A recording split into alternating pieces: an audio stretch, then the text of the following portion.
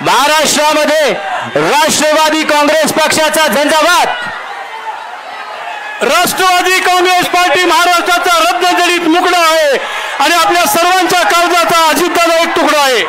राष्ट्रवादी काँग्रेस पक्षाचा एकच वादा, एकच वादा, अजितदादा तुम आगे बढ़ो। आजच्या जनसन्मान रॅलीला उपस्थित असणारे प्रफुल्लभाई भुजबळ साहेब, सुनील तटकरेजी, धनंजय मुंडेजी, बाबा सिद्दीकीजी, सर्व राष्ट्रवादी काँग्रेस पक्षाचे सन्माननीय पदाधिकारी, सर्व खासदार, सर्व आमदार, सर्व उपस्थित असणारे माझे विधिमंडळातील सहकारी, राष्ट्रवादीचे सर्व पदाधिकारी, आजच्या या जनसन्मान रॅलीला उपस्थित असणारे माझे बंधू भगिनी, पत्रकार मित्र आणि तरुण मित्रांनो, मला वाटलं नव्हतं की आज पाऊस येईल, परंतु पावसाने थोडासा आपला हिरमोड केला, परंतु वरुण राजांनी देखील आपल्यावर वर्षाव केलेला आहे, आपल्याला पाठिंबा दिलेला आहे असं समजायला काही हरकत नाही। मित्रांनो, लोकसभेच्या निवडणुकीच्या निकालाच्या नंतर मी पहिल्यांदाच आपल्या सगळ्यांच्या समोर इथं उभा आहे आणि मला आपल्याला एकच सांगायचं आहे की मी आपल्या सगळ्यांच्या समोर एक विकास आणि गरीब लोकांना मदत करण्याच्या हेतूने उभा आहे। संपूर्ण राज्यामध्ये विधानसभेच्या निवडणुकीच्या निमित्तानं कानाकोपऱ्यामध्ये जाऊन आम्ही हाच विचार सर्व जनतेला सांगण्याचा प्रयत्न करणार आहे।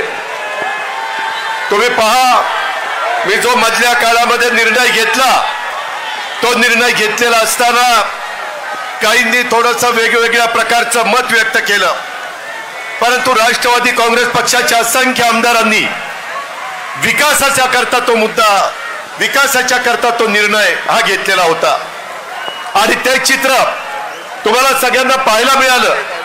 लोकसभेच्या निवडणुकीच्या निमित्तानं आपल्याला थोडं अपयश आलं, परंतु मी कार्यकर्त्यांना सांगेन, जनतेला सांगेन, अपयश आलं म्हणून खचून जायचं नसतं आणि कालच्या विधान परिषदेच्या निवडणुकीमध्ये 9 आमदार आपले निवडून आले म्हणून हुरळून पण जायचं नसतं।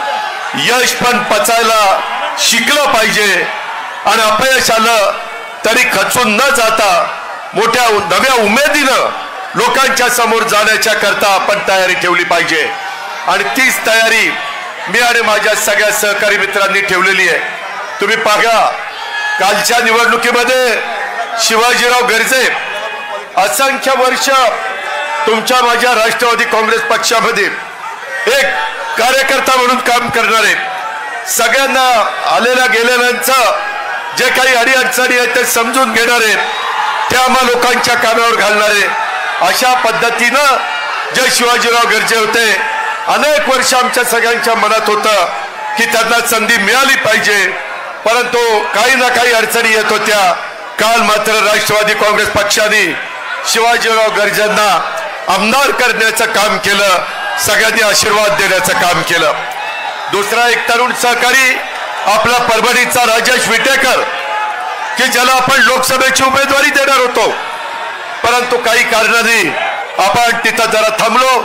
आपल्यातले सहकारी महादेव जानकरांना ती उमेदवारी दिली आणि त्यावेळेस पहिल्या सभेमध्ये मी सांगितलेलं होतं की राजेश, 6 महिन्याच्या आत राष्ट्रवादी काँग्रेस पक्ष तुला आमदार केल्याशिवाय गप्प बसणार नाही आणि तो निर्णय आपण कालच्या निवडणुकीच्या निमित्तानं उभ्या महाराष्ट्राला दाखवून दिला। आपण शब्दाचे पक्के आहोत, जो आपला वादा असतो तो वादा आपला पक्का असतो, हे महाराष्ट्राला माहिती आहे। मित्रांनो, अनेक गोष्टी आहेत, माझ्या आया बहिणी इथं असंख्य संख्येने आहेत। मला ज्यावेळेस अर्थ मंत्रालय मिळालं त्यावेळेस मी विचार केलेला होता की यावेळेस काही झालं तरी आपण त्यामध्ये विकास आणि गरिबी ह्या करता मदत करायची आहे। मित्रांनो, तशा पद्धतीने आपण निर्णय घेतला आणि आपल्या महिलांच्या करता लेक बहीण माझी लाडकी लाडकी बहीण योजना ही योजना आपण आणली. काही विरोधकांनी आमच्यावर टीका केली, माझ्याबद्दल काही वेडवाकडं बोलले, परंतु त्याला मी फार महत्व दिलं नाही.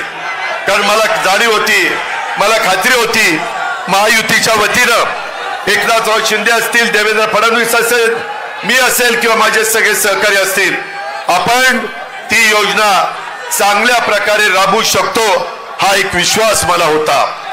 का तर त्याच्यात माझ्या गरीब महिलेला मला मदत करायची होती, माझ्या मातेला मला मदत करायची होती, माझ्या मुलीला मला मदत करायची होती. आणि तशा पद्धतीचं काम आपण 1 जुलैपासून सुरू केलेलं आहे. मला आजच्या सभेच्या निमित्तानं उभ्या महाराष्ट्रातल्या माता भगिनी आणि मुलींना सांगायचंय, तुम्ही काळजी करू नका. जुलै ऑगस्ट मध्ये जरी फॉर्म भरायला तुम्ही अर्ज करा, तो तुमचा अधिकार आहे. तो अर्ज केल्यानंतर तो अर्ज वेळेमध्ये कसा मंजूर होईल याबद्दलची खबरदारी आम्ही घेऊ, त्याबद्दलची काळजी आम्ही घेऊ. मगाशी माझ्या काही महिला म्हणाल्या की अजित पवार ह्याच्यामध्ये काही त्रुटी होत्या, आम्ही त्याच्याकरता रेशन शिधाव कार्ड वाटप कार्ड आपण त्यामध्ये मंजूर केलं, आपण पिवळं रेशन कार्ड आपण मंजूर केलं, भगवं रेशन कार्ड मंजूर केलं. का तर माझ्या आया बहिणींना, माझ्या मुलींना त्रास कमी व्हावा म्हणून. मी महाराष्ट्राला सांगू इच्छितो की या योजनेच्या करता आमचा अंदाज आहे, चांद्यापासून बांद्यापर्यंत 2.5 कोटी महिलांना दर महिन्याला 1,500 रुपये मिळणार. दर महिन्याला म्हणजे 2 महिन्याचे पैसे. ऑक्टोबर मध्येच भाऊबीज रक्षाबंधन आहे, राखी पौर्णिमा 19 तारखेला, साधारण त्यावेळेस त्या माझ्या भगिनीच्या खात्यावर बँकेत 3,000 रुपये देण्याचा निर्णय आपण घेतलेला आहे. काळजी करू नका. माझी दुसरी एक विनंती आहे, काही माझ्या युतीचे सहकारी म्हणाले की ही जी सभा होतीये त्याच्यामध्ये राष्ट्रवादी काँग्रेस पक्षाचं सगळं दिसतंय, परंतु ही राष्ट्रवादी काँग्रेस पक्षाची सभा आहे.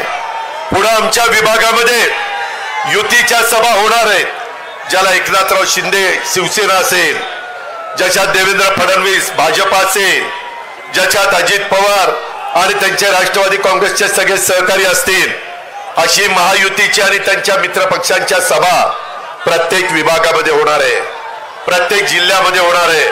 त्याच्यामुळं या सभेचा आणि त्याचा अर्थार्थी संबंध नाही. हे राष्ट्रवादी काँग्रेस पक्षाने जनसन्मान रॅली सुरू केलेली आहे. ती रॅली सुरू करत असताना आम्ही कुणालाही वंचित ठेवलेलं नाहीये. आज मी सकाळी माझ्या काही महिलांचे अर्ज पंचायत समिती बारामतीमध्ये स्वीकारायला गेलो. त्याच्यामध्ये एक म्हणाली, दादा तुम्ही त्याच्यामध्ये सांगितलंय 4 चाकी वाहन असल्यावर त्यांना मिळणार नाही. म्हणलं ट्रॅक्टर असला तरी त्यांना मिळणार. पण ते म्हणले की दादा माझा नवरा ड्रायव्हर आहे आणि तो रात्री गाडी घेऊन माझ्या घरी येतो आणि त्याच्यावर ती गाडी तर आमचीच समजतील आणि मग 4 चाकी वाहन आमची काय चूक आहे. मी तमाम माझ्या ड्रायव्हर लोकांना महाराष्ट्रातल्या सांगतो, त्यांच्या सगळ्या पत्नींना सांगतो, भगिनी वर्गाला सांगतो, मुलींना सांगतो, काळजी करू नका.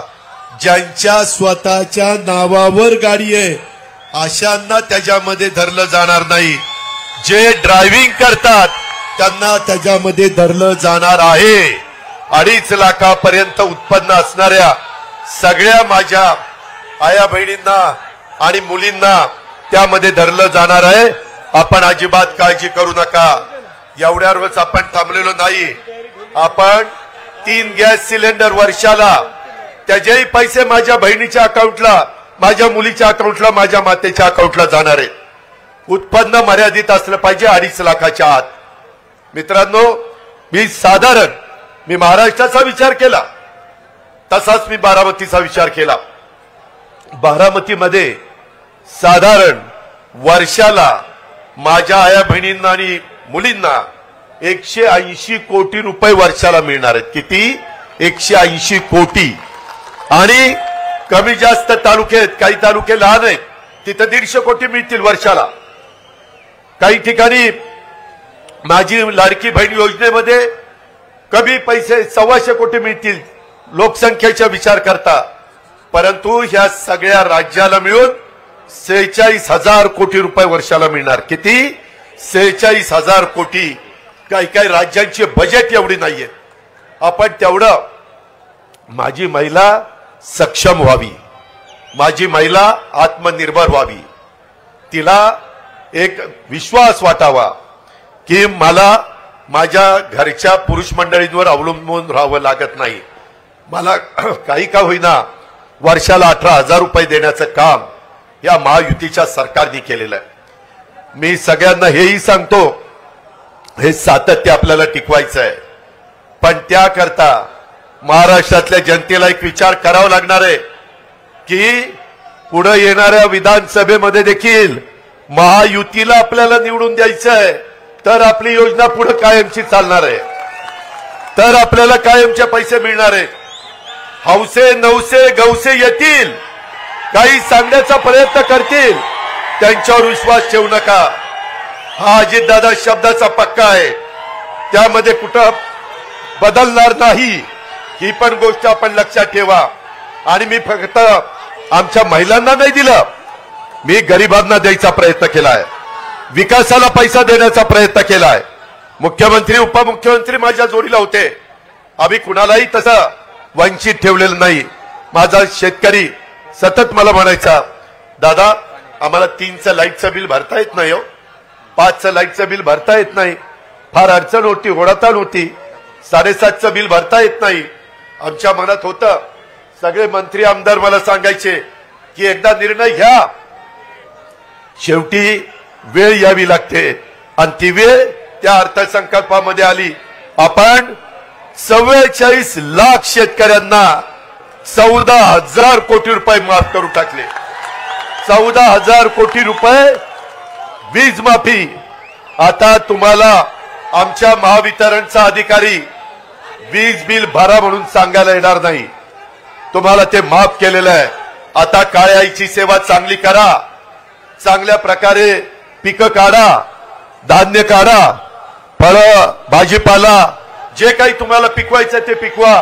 कृषी मंत्री इथं आहे, ते 1 रुपयामध्ये पीक विमा तुम्हाला देत आहेत. करोडो रुपये तुमच्या करता राज्य सरकार खर्च करत आहे. मित्रांनो, इथपर्यंतच नाही, माझ्या शेतकऱ्याच्या करता 0% व्याजाने पीक कर्ज हेही आपण चालू ठेवलेलं आहे. त्याचाही फायदा माझ्या भावांनी घ्यावा. आमचे विरोधक काय टीका करतात, अरे आया बहिणींच्याकडे लक्ष दिलं, महिलांच्याकडे लक्ष दिलं, पुरुषांच्याकडे दुर्लक्ष केलं. अरे असं कसं करेल, पुरुषांच्याकडे दुर्लक्ष करून कसं चालेल? आमची पण ती भाऊ आहेत, आमची पण ती मुलं आहेत, आमचे पण ते वडील आहेत, त्याच्यावर त्यांच्याकडे मी दुर्लक्ष कदापि करणार नाही, तशा पद्धतीनं मी वागणार नाही.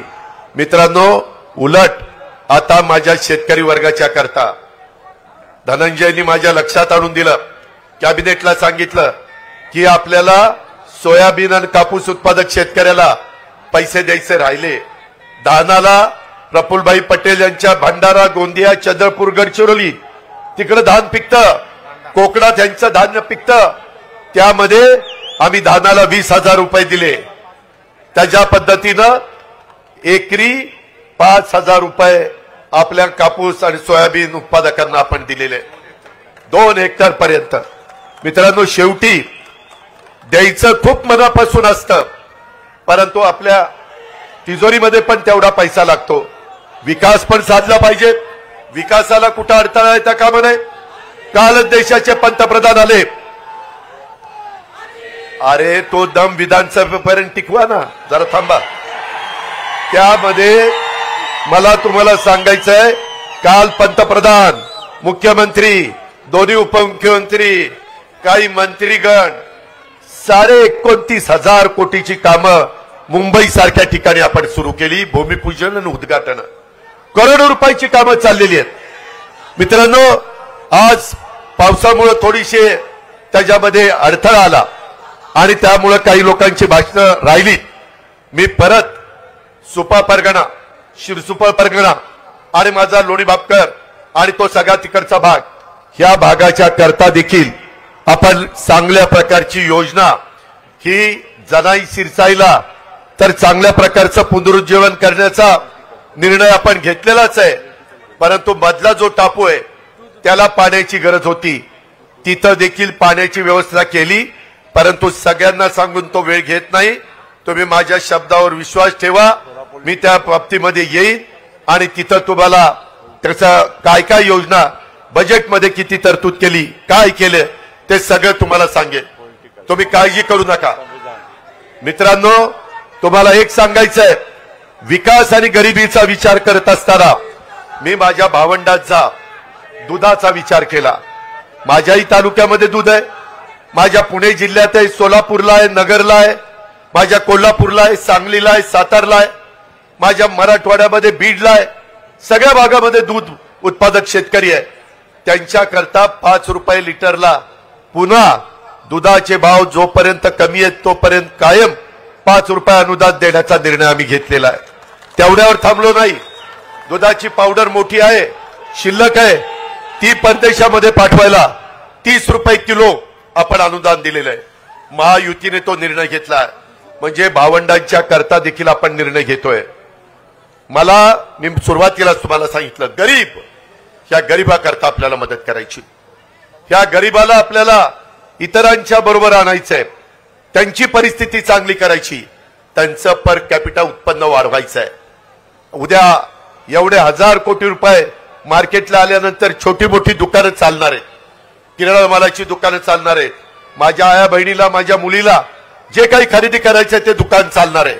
आणि एवढा पैसा हा ग्रामीण भागात आणि शहरी भागामध्ये चालणार आहे. हा निर्णय हा महायुती सरकार घेऊ शकतं. हा निर्णय आपण लोकांनी घेतलेला आहे. एवढ्यावरच आपण थांबलो नाही.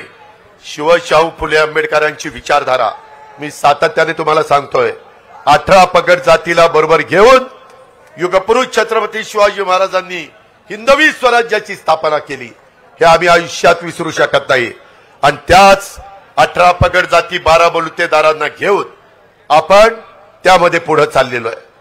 ह्या योजना आहेत आया बहिणींनो, ह्या सर्व जाती धर्माला, मागासवर्गीय, आदिवासी, माझे मुस्लिम, माझा ओबीसी, माझा भटक्या महिला, भटक्या समाजामध्ये मोडणाऱ्या, सर्वसाधारण समाजामध्ये मोडणाऱ्या सगळ्या जाती धर्माच्या महिलांच्या, मुलींच्या आणि मातांच्या करता ही योजना आहे.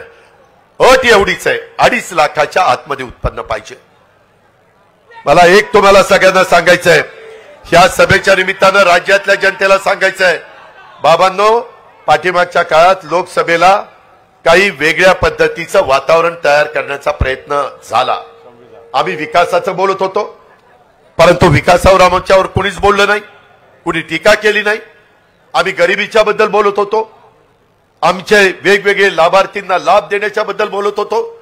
त्या सगळ्याला बाजूला ठेवून कारण नसताना घटनेचे शिल्पकार डॉक्टर बाबासाहेब आंबेडकर, अहो, ज्यांनी तुमच्या माझ्या देशाला घटना दिली, संविधान दिलं, आज जगामध्ये बाबासाहेबांचं कौतुक होत आहे.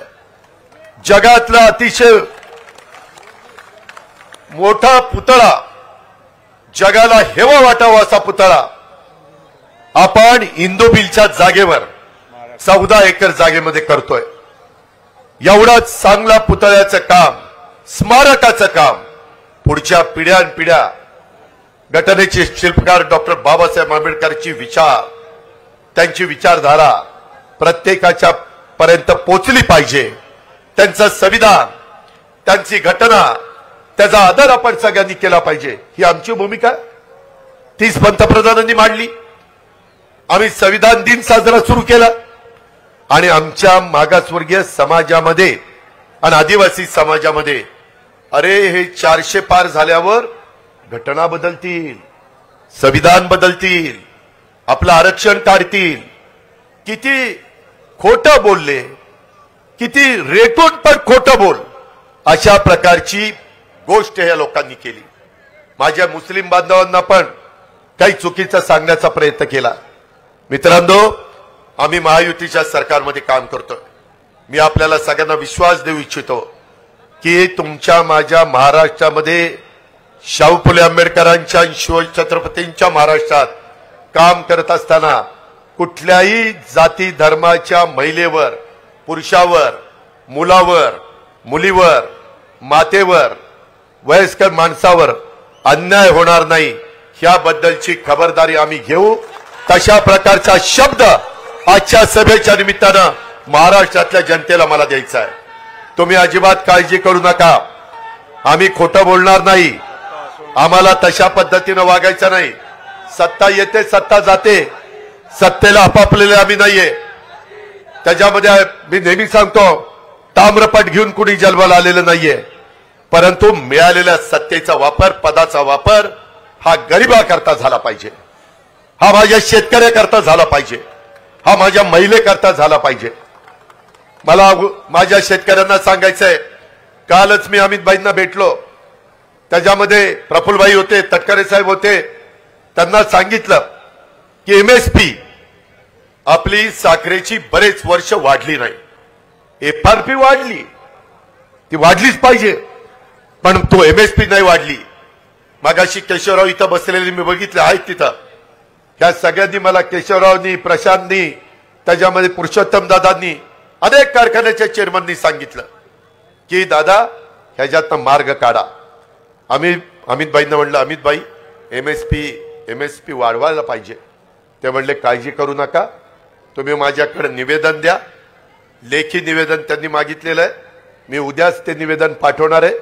ते म्हणाले की मी 20 तारखेला 21 तारखेला जिल्ह्याच्या दौऱ्यावर पुण्याच्या येणार आहे. हसन मुश्रीफ साहेबांनी पण तिथं जसं तुमच्या बारामतीमध्ये 1000 कोटीचं हॉस्पिटल पुण्यश्लोक अहिल्यादेवी होळकरांच्या नावाने आपण काढलेलं आहे, तशा पद्धतीनं कोल्हापूरला पण एक चांगल्या प्रकारचं हॉस्पिटल, ह्याचं भूमिपूजन, त्यांची बँक आहे, त्यांची इमारतीचं उद्घाटन. परंतु अमितभाई म्हणाले मी जरूर कार्यक्रम हसन मुश्रीफांचा स्वीकारेन, परंतु त्या दिवशी 10,000 झाडं लावायचा कार्यक्रम झाला पाहिजे. 10,000 रोपं तिथं लावायचा कार्यक्रम झाला पाहिजे. मगाशी कोणीतरी बोललं की बाबा शेवटी पाऊस काळ चांगला होण्याच्या करता झाडाची गरज आहे. पुढची पिढी आपल्याला माफ करणार नाही आपण चुकीचं केलं तर, आपण कमी पडलो तर. त्या प्रकारचं काम आता आम्ही सगळ्यांनी सुरू केलेलं आहे. तुम्ही बघताय, मी तर अतिशय झाडं मोठ्या प्रमाणावर लावणारा एक कार्यकर्ता आहे. हे महाराष्ट्राने बघितलंय, जिल्ह्यांनी बघितलंय, तालुक्यांनी बघितलंय. अशा पद्धतीनं त्या कार्यक्रमाला ते येणार आहेत. त्यावेळेस मी कांदा माझ्या उत्पादक शेतकऱ्यांच्या करता पण सांगितलं की कांदा निर्यात बंदी आता अजिबात करायची नाही. त्यांनी सांगितलं ठीक आहे, परंतु काही जण चुकीच्या बातम्या सोडतात. 2 दिवसापूर्वी टीव्ही वाल्यांची बातमी चालली, कांदा परदेशातनं आयात करतायत. कांदा आयात केलेला नाही. दुधाची पावडर आयात केलेली नाही. आम्ही सगळ्यांनी ही गोष्ट सांगितलेली आहे. जसं शहरी भागातल्या लोकांना परवडलं पाहिजे, तसं माझ्या उत्पादन करणारा शेतकरी त्यालाही परवडलं पाहिजे, त्याचाही प्रपंच चालला पाहिजे. त्यालाही 2 पैसे मिळाले तर तो त्याच्या कुटुंबाचा चांगल्या प्रकारचा विचार करेल. आत्महत्येपासून मला माझ्या महाराष्ट्रातल्या शेतकऱ्याला मागं खेचायचंय, त्याला सगळ्या सुविधा द्यायच्यात. तुम्ही घाबरू नका, राज्य सरकार तुमच्या पाठीशी आहे. केंद्र सरकारच्या कोट्यवधी रुपयाच्या योजना आपण तिथं आणण्याच्या करता कुठं कमी पडणार नाही. काल देशाच्या पंतप्रधानांनी पण सांगितलं, जसं देशाची आर्थिक राजधानी मुंबई आहे, तसं आता जगाची आर्थिक राजधानी मुंबई करण्याच्या करता आपण सगळेजण एकमेकाला मदत करू. ही भूमिका पंतप्रधानांनी मांडलेली आहे. मित्रांनो, कृपा करा आणि कुठेही आपण चुकीच्या प्रचारावर नरेटिव्ह जो काही सेट करण्याचा प्रयत्न करतात, खोटं सांगण्याचा प्रयत्न करतात, ह्या गोष्टीवर विश्वास ठेवू नका. मला अशाच माझ्या भगिनी भेटायच्या, म्हणायच्या दादा हे तुम्हाला पटतं का? म्हणलं काय, मागासवर्गीय आणि आदिवासी समाजामध्ये गरिबी असते म्हणून त्यांच्या मुलांना मुलींना तुम्ही मोफत शिक्षण कॉलेजपर्यंत त्यांना जिथपर्यंत शिकायचं तेवढं देता. सगळा खर्च राज्य सरकार करतं. परंतु हे 2 समाज सोडून इतर जे समाज आहेत, ओबीसी आहे, सर्वसाधारण आहे, माझा मुस्लिम समाज आहे, माझा अल्पसंख्याक समाज आहे, ह्या सगळ्यांच्या मध्ये पण काही गरीब वर्ग आहे ना, त्यांच्या मुलींनी कसं शिकायचं?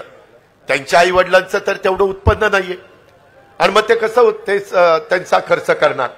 आणि मधी एकदा असंच मला मुख्यमंत्री एकनाथराव शिंदेंनी सांगितलं, रात्री त्यांना 12-1 वाजता फोन आला चंद्रकांत दादा पाटलांचा की बाबा ह्या ठिकाणी एका आई वडिलांना पैसे कमी होते आणि त्यांना शासनाच्या तर्फे 50% मदत मिळत होती, परंतु 50% देखील आपल्या मुलीच्या राहिलेल्या शिक्षणाकरता आपण आणू शकत नाही, म्हणून तिथं आत्महत्या झाली. आमच्या मनाला वेदना झाल्या. सत्ता ही पद उपभोगण्याच्या करता चालवायची नसते. त्यावेळेस आम्ही निर्णय घेतला की येणाऱ्या अर्थसंकल्पात सगळ्या जाती धर्माच्या मुलींना त्यांचे आई वडील गरीब असतील तर त्यांचं कॉलेजचं शिक्षण मोफत करायचं. त्यामध्ये मेडिकल असो, त्यामध्ये इंजिनिअरिंग असो, त्याच्यामध्ये टेक्निकल असो, ह्या पद्धतीचा निर्णय घेतलाय. मित्रांनो, तुम्हाला आश्चर्य वाटेल ह्या सगळ्याच्या करता आपण किती निधी बाजूला काढला माहितीये. माझ्या लाडकी बहीण योजना 46,000 कोटी, माझ्या शेतकऱ्याला वीज माफी 14,000 कोटी झाले, 60,000 कोटी. त्यामध्ये महिलांना गॅस सिलेंडर 3 फ्री, त्यांना 2,500 कोटी, आणि मुलींना कॉलेजचं शिक्षण फ्री, त्याला 2,500 कोटी झाले 5, म्हणजे 60 आणि 5 65.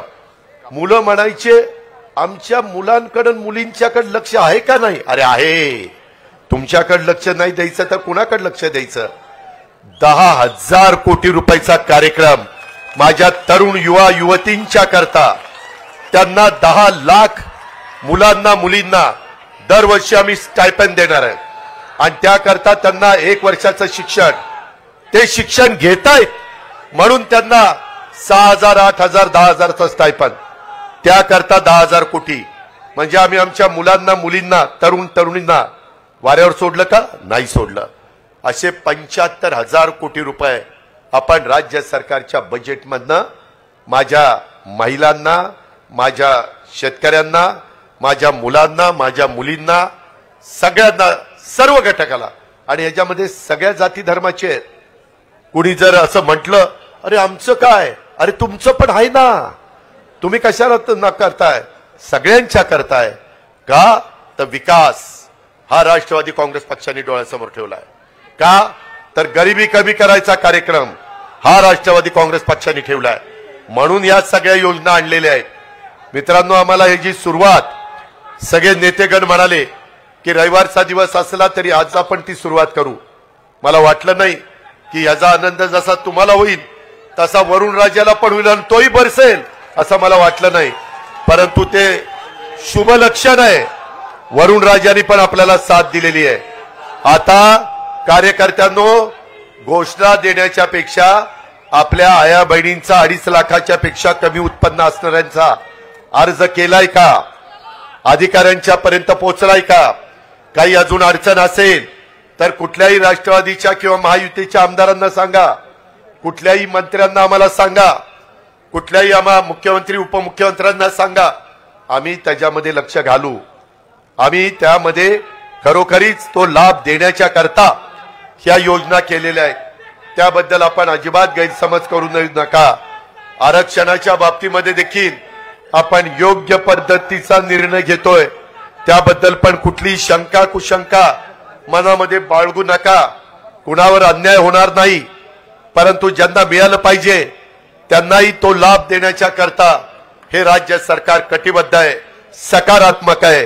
ही पण बाब मला या सभेच्या निमित्तानं माझ्या महाराष्ट्राला सांगायची आहे, माझ्या तमाम कार्यकर्त्यांना सांगायची आहे. कार्यकर्त्यांनो, आज जनसन्मान रॅली निघालेली आहे. आता विधानसभेचं मतदान होईपर्यंत ही थांबणार नाही. आपल्याला सगळा महाराष्ट्र ढवळून काढायचा आहे. आपल्याला प्रत्येक जिल्हा ढवळून काढायचा आहे, प्रत्येक तालुका ढवळून काढायचा आहे. अनेक वेगवेगळ्या प्रकारच्या योजना ह्या आपण त्या बाबतीमध्ये करतोय. यंदा पाऊस काळ चांगला आहे, काही ठिकाणी आम्हाला दुबार पेरणी करावी लागते. त्याकरता देखील जे काही युरिया असेल, DAP असेल, जी खतं असतील ती खताच्या करता, बियाणं चांगलं देण्याच्या करता आपले कृषी मंत्री त्या ठिकाणी लक्ष देऊन आहेत. कृषी मंत्री केंद्रीय जे शिवराजजी चव्हाण, त्यांची आणि धनंजयची चांगली ओळख आहे, माझी त्यांची चांगली ओळख आहे. त्यांनी पण मला सांगितलंय, दादा आता तुम्ही काळजी करू नका.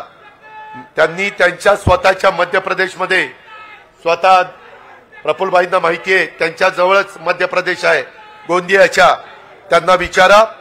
कृषीचा कार्यक्रम ते मुख्यमंत्री शिवराजसिंग चव्हाण असताना एवढा चांगला राबवला गेला की करोनाच्या काळामध्ये कृषीचा दर तिथं सगळ्यात चांगला देशात नंबर 1 होता.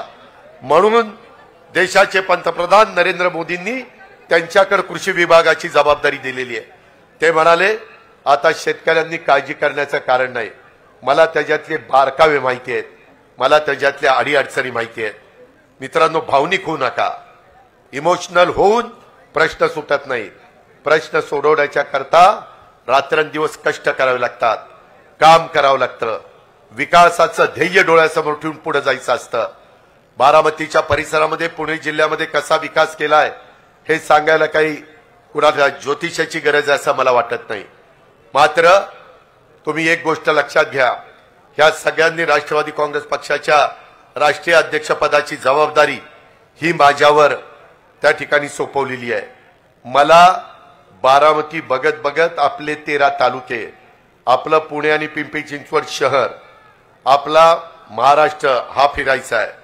त्याच्यामुळे इथल्या माझ्या आया बहिणींनी, इथल्या माझ्या तरुण तरुणींनी, इथल्या माझ्या वडीलधाऱ्यांनी ती पण जबाबदारी चांगल्या पद्धतीनं पार पाडायची. हे कुणाच्या घरचं काम नाहीये, हे आपल्या सगळ्यांचं काम आहे. त्या कामामध्ये कुठं अजिबात कमी पडता कामा नये. आणि मी आपल्याला सगळ्यांना सांगेन की कुठल्याही परिस्थितीमध्ये जे डॉक्टर बाबासाहेब आंबेडकरांचे विचारधारा आपण पुढे घेऊन जात असताना त्यांच्या घटनेला आणि त्यांच्या संविधानाला जोपर्यंत आमच्या जीवात जीव आहे तोपर्यंत कुणी धक्का लावणार नाही. मी तर सगळ्या महाराष्ट्राला सांगितलंय, चंद्र आणि सूर्य जोपर्यंत आहेत तोपर्यंत संविधानाला कुणी धक्का लावू शकत नाही. तुम्ही विश्वास ठेवा, आम्ही शब्दाचे पक्के आहोत. आम्ही जो वादा करतो तो वादा पुराच करतो, हे पण आपण सगळ्यांना माहिती आहे. आणि असं असताना आपण गरिबांना एक चांगली त्यांची परिस्थिती निर्माण करायची आहे. आणि म्हणून या सगळ्या योजना आहेत. माझ्या बहिणींनी, माझ्या मातांनी, माझ्या मुलींनी त्याच्याकडे त्या नजरेने बघावं. कुणी गैरसमज निर्माण करण्याचा प्रयत्न केला तर त्याला ठासून सांगा, तुम्ही काहीतरी आता चुकीचं सांगू नका. आमचा दादावर विश्वास आहे, महायुतीवर विश्वास आहे, आम्ही त्याचंच ऐकणार. या पद्धतीची भूमिका माझ्या तमाम महाराष्ट्रातल्या मुलींनी आणि माता भगिनींनी घेतली पाहिजे. अशा प्रकारची माझी आपल्या सगळ्यांना विनंती आहे. वैयक्तिक गरजा आणि इच्छा आकांक्षा याबद्दलची कुठलीही कसर त्यामध्ये आम्ही ठेवणार नाही, याबद्दलची पण ग्वाही मी आपल्या सर्वांना सांगू इच्छितो.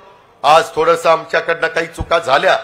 वास्तविक एवढी सभा असताना मोठा मंडप टाकायला पाहिजे होता, पण म्हटलं की कशाला उघड्यावर चांगली सभा घेऊ, पण त्याच्यामुळे जरा तुमचा हिरमोड झालाय. पण काळजी करू नका, काळजी करू नका. या सगळ्या गोष्टी आम्ही त्याच्यामध्ये पूर्ण करू. माझी तुम्हाला विनंती आहे की आता मी